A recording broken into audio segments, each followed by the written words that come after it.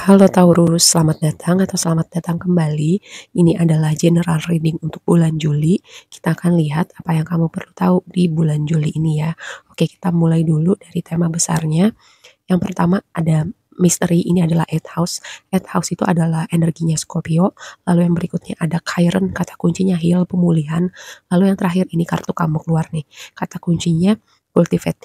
Terus gini, di sini kan ada energi Scorpio sama Taurus gitu ya. Kita nggak bicara individu tapi energi. Nah, kalau Scorpio itu adalah jadi kayak jaraknya itu dari kamu 180 derajat. Jadi kayak em, apa ya, berseberangan, bertolak belakang. Jadi kalau secara astrologi ini adalah dua energi yang harus diseimbangkan. Jadi misalnya gini, kalau energinya Eighth House atau Scorpio itu kan tentang misteri, tentang sesuatu filosofis, agama, terus juga hubungan yang mendalam, terus juga kayak mencari jawaban sampai ke akarnya. Sedangkan kalau energinya Taurus itu adalah lebih kepada hal-hal yang praktikal dan duniawi gitu. Aku selalu bilang ya, hal duniawi itu bukan gak boleh, tapi tetap harus diperhatikan keseimbangannya. Dan ini kayak aku melihat tema keseimbangan dalam artian gini. Kalau misalnya selama ini fokus kamu pada hal-hal duniawi, nah sekarang fokus kamu udah mulai bergeser nih. Ada spiritualitas, ada keagamaan, mungkin kamu kayak mencapai, gue mau ngapain lagi ya sama hidup, atau ada momen-momen yang bikin kamu bertanya, kayaknya fokus gue pada hal-hal duniawi mulu nih, mungkin ini saatnya gue mencari tahu lebih dalam tentang hidup, tentang Tuhan, tentang keagamaan, atau kayak ada momen di mana kamu mempertanyakan lebih dalam lagi tentang kehidupan gitu ya. Pertanyaan-pertanyaan besar atau mendalam tentang kehidupan. Karena seperti itu, dua energi ini sepertinya kesannya sepertinya bertolak belakang, tapi lebih kepada energi yang harus diseimbangkan gitu. Kita nggak bisa fokus pada duniawi aja gitu, atau fokus kepada spiritualitas keagamaan, tapi kita melupakan hal-hal yang eh, praktikal, atau misalnya kayak kewajiban-kewajiban yang perlu kita lakukan dalam kehidupan kita sehari-hari, misalnya bekerja, bersosialisasi. Kamu tahu nggak sih, contohnya gini, ada orang yang kalau ngomong agama tuh tinggi banget, ibadahnya rajin banget, tapi dia misalnya kasar sama anaknya, sama istrinya, atau dia pekerjaannya nggak kerja, atau kerjanya juga serabutan atau sembarangan lah. Hal semacam itu contoh aja ya. Ketika nggak seimbang gitu, misalnya aspek spiritualitas atau keagamannya aja, atau nggak seimbang misalnya dia fokusnya kepada hal duniawi aja, tapi kayak kamu nih udah mulai shifting nih, kayak ada yang berubah, ada yang bergeser. Terus juga gini, dengan kartu misteri ini aku melihat, kayak aku ngomong ini sama Gemini kalau nggak salah ya, aku lupa. Jadi kayak aku melihat ada sosok seseorang signifikan yang konteksnya untuk hubungan romantis. Jadi bisa kayak orang ini melihat kamu sebagai sebuah misteri, kayak bikin penasaran, ingin mengerti kamu, atau bisa sebaliknya.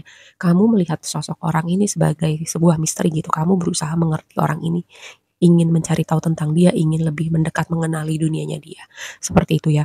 Lalu dengan Chiron ini sebuah fokus untuk ini, mungkin ada aspek-aspek tertentu di hidup kamu, bukan fisik sih, lebih kepada emosional gitu, emosional, psikologis, spiritual, aspek-aspek yang berkaitan dengan tema tadi yang kamu perlu perhatikan.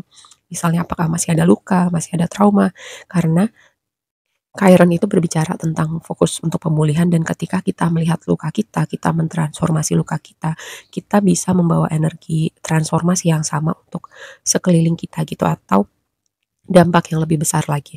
Oke, lalu yang berikutnya cultivate, selain berbicara kayak aspek praktikal membangun secara perlahan tadi, aku melihat ada dua tema ini yang kesannya bertolak belakang, tapi ini sesuatu yang apa ya, saling menyeimbangkan, saling melengkapi. Oke, mari kita bahas lebih lanjut. Ini tema love-nya kuat banget sih. Oke, kita bahas dari tarotnya, itu ada Ten of Pentacles. Ini adalah Ten of Pentacles itu kan keberlimpahan, stabilitas, tema tentang keluarga juga ada. Dan aku melihat gini, kemungkinan ya untuk kamu para single gitu, kamu ketemu dengan sosok orang ini karena ini tema tentang keluarga. Dan tadi ada sosok seseorang yang mau datang dan signifikan gitu. Mungkin sekarang baru di tahap, mungkin baru tahu nama, baru tahu sedikit doang, tapi kayak ada potensi untuk kamu dan orang ini. Terus juga ada sesuatu tentang komitmen dalam artian komitmen kamu pada pekerjaan kamu, mimpi kamu, perjalanan spiritual kamu, dan itu seperti berkontribusi untuk rasa aman dan stabil kamu gitu ya. Karena Ten of Pentacles itu bisa berbicara stabilitas, karena karena apa ya, kecukupan finansial, keberlimpahan, tapi bisa jadi juga ada sesuatu hal di luar itu yang signifikan untuk apa ya, rasa aman dan stabil di dalam diri kamu gitu. Sama kayak ketika orang-orang yang misalnya udah cukup dengan duniawinya terus dia mulai bertransisi karena apa? Dia mencari suatu apa ya, suatu rasa yang dia tidak dapat dari hal-hal yang sudah dia lakukan selama ini, misalnya pada fokus duniawinya, pekerjaannya, tapi kayak dia merasa ada yang kurang, dia mencari jawaban itu, gitu, di tempat lain. Nah, sekarang kita berbicara blessing adalah Six of Cups. Ini sesuatu tentang masa lalu, orang-orang dari masa lalu, situasi yang pernah terjadi di masa lalu, karena posisinya ini ada di blessing kamu tadi juga. Kayak aku melihat ada tema pemulihan, transformasi, karena tadi di awal ada tema heal ya, Chiron itu kan pemulihan luka gitu, sesuatu dari waktu lampau, kayak ada yang berubah. Pertama gini, bisa ada hubungan-hubungan yang sempat terputus gitu komunikasinya atau merenggang atau terjadi sesuatu lah dan menyebabkan pihak-pihak terkait misalnya berhenti berkomunikasi dan ini bisa jadi kalian punya kesempatan untuk ketemu lagi, bicara lagi ketika kalian sama-sama juga udah berubah sebagai individu. Jadi kalian bisa ketemu lagi dan benar-benar berbicara dengan hati yang netral, kepala yang dingin dan uh, apa yang terjadi di waktu itu bisa diluruskan gitu. Itu contoh, ada yang bertransformasi. Dan kalau misalnya kayak ada luka yang masih kamu bawa, trauma, kesedihan, itu ibaratnya kamu sudah semakin apa ya, semakin bisa mengurai luka itu, semakin bisa ikhlas, memaafkan dengan posisi Six of Cups di blessing kamu gitu. Jadi kayak ada bertransformasi untuk hubungan-hubungan yang sempat merenggang atau terputus sama sekali. Terus juga ada luka-luka yang semakin lama semakin terasa ringan atau bahkan di titik kamu sudah bisa ikhlas gitu. Untuk apapun yang terjadi di waktu lampau kamu udah gak marah lagi, gak sedih lagi, udah gak dendam lagi. Seperti itu ya. Dan itu ketika kamu bisa mengurai itu semua, kayak kamu mempunyai apa ya, ruang gitu untuk sesuatu yang baru, juga hati kamu terasa lebih ringan. Jadi itu juga bisa mengundang banyak hal baru datang di hidup kamu, gitu ya. Lalu yang jadi tantangan adalah move on. Six of Swords ini adalah kartu move on, pergi, meninggalkan sesuatu, berbalik badan. Bisa jadi gini, angka 6 itu signifikan ya, 6 Six of Cups itu jadi blessing kamu, 6 Six of Swords itu jadi tantangan kamu. Jadi angka 6 itu signifikansi untuk tema keharmonisan, keseimbangan dan gini.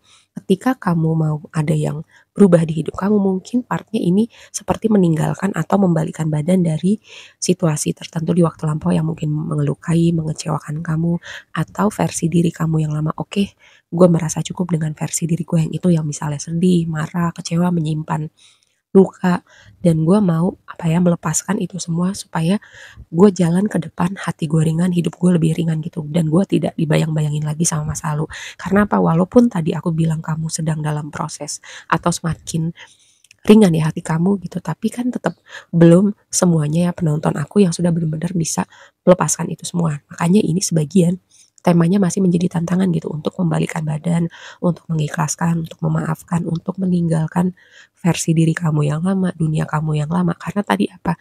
Ada seperti menyeimbangkan ya, menyeimbangkan tadi energi antara contohnya keagamaan, spiritualitas dan aspek praktikal gitu, kehidupan sehari-hari. Nah, di waktu yang akan datang ada tema tentang Four of Swords itu pemulihan masih ada tema tentang pemulihan lalu juga berefleksi, kontemplasi ya. Four of Swords itu energi kontemplasi, merenung terus juga gini bisa jadi ya kayak merenung dalam artian apa yang udah kamu pelajarin gitu dari misalnya situasi luka, trauma, kesedihan misalnya ke depannya belajar lebih hati-hati lagi atau belajar mengalir sama hidup, belajar fleksibel sama hidup karena sebagai fixed sign ya agak sulit gitu untuk move on, untuk berubah, untuk fleksibel. Tapi proses ini membuat kamu lebih bisa gitu untuk adaptif, lebih fleksibel sama hidup. Nah, advice-nya adalah Nine of Cups. Nine of Cups itu fokus pada kebahagiaan kamu, fokus pada diri kamu, pemulihan diri kamu, apa yang bikin kamu happy, fokus merawat diri kamu. Terus ini oracle kamu yang satunya adalah personal issue reach resolution. Jadi kayak kalau ada isu-isu tertentu akan mencapai titik resolusi gitu. Entah tadi aku bilang kan kayak ada mungkin pertemuan komunikasi yang vibe-nya tuh nggak cuman bertransformasi untuk diri kamu aja tapi untuk semua pihak-pihak yang terkait dan lihat gini Nine of Swords itu di dasar deck ya aku nggak tahu ini energi siapa yang jelas Nine of Swords itu kan kegelisahan mimpi buruk atau masih ada sesuatu dari masa lalu yang membayang-bayangin, dan kalau kamu merasa ada beberapa part dari reading ini yang resonate sama kamu, nah ini waktunya kamu untuk, itu tadi, mempertimbangkan apa saja yang sudah aku bahas dari tadi ya. Aku selalu bilang kayak nggak usah langsung percaya atau terima 100%, tapi dengerin aja dulu apa yang aku bilang, kamu renungkan. Nah, setelah kamu denger, meresap, nah setelah itu terserah deh kamu mau ngapain. Kayak aku rasa segitu aja dulu, dan sampai ketemu di reading berikutnya. Bye.